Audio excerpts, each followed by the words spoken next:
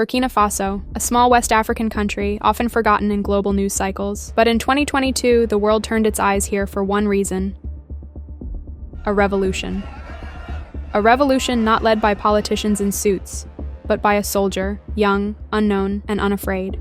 His name, Captain Ibrahim Traoré, just 34 years old. A man who rose from the army ranks not to seize power for himself, but to take it back for his people. This is the story of how he shook off the influence of foreign powers, stood up to the old world order, and remained humble even as he became the youngest president in the world. Born in 1988 in western Burkina Faso, Traoré wasn't groomed for power. He studied geology. He could have become a scientist or an engineer, but like many African youth, he chose service, military life. By 2022, Burkina Faso was in crisis. Terrorist groups were spreading, gold was being extracted by foreign companies, and citizens were living in fear. The government failed to respond.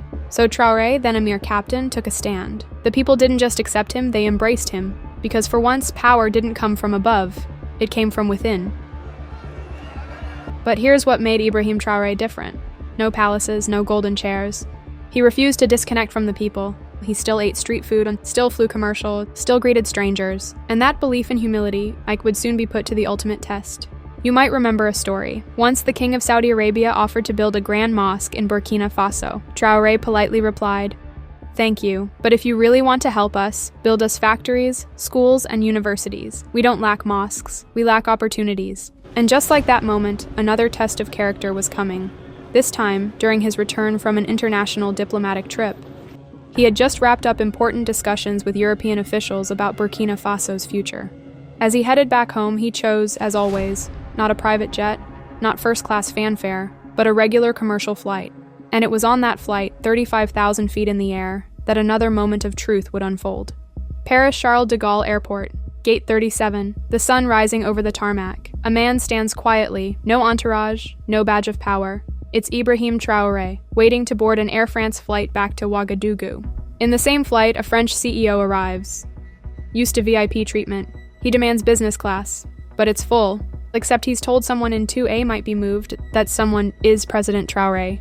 She looks at him, sees a black man in a hoodie, no luxury watch, no sign of status. She assumes he doesn't belong. With quiet dignity, Traoré responds, "No. I will remain in my seat." The attendant targets other black passengers. But when she touches a young African man's boarding pass, Traoré stands. Enough. This is discrimination. As the plane descends, whispers begin. Out the window, a presidential motorcade forms. Soldiers, ministers.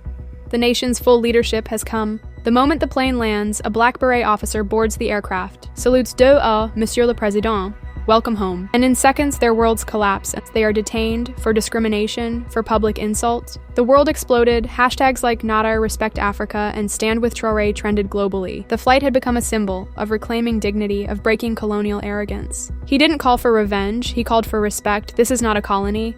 This is a sovereign nation. Since that day, Traoré has remained grounded, leading with discipline, investing in youth, calling for a united, self-reliant Africa. One flight, one seat, one moment of dignity, and changed everything, because true power doesn't shout.